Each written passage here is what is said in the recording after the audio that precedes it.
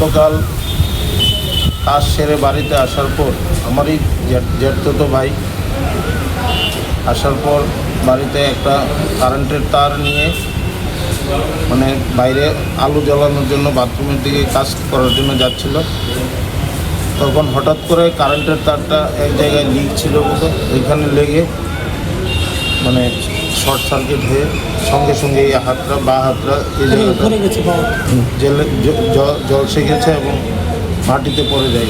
তারপর সঙ্গে সঙ্গেই হসপিটালে নেওয়া হয়, আইজিএম হসপিটালে নেওয়ার পর মৃত বলে ঘোষণা করা। কি নাম? অমৃত দাস। বয়স? অমৃত চক্রবর্তী। বয়স?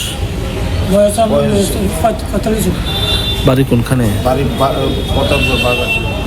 ছেলে মেয়ে আছে রে ওনার? এক ছেলে। এমনি কি ইলেকট্রিকের কাজ জানতো না উনি?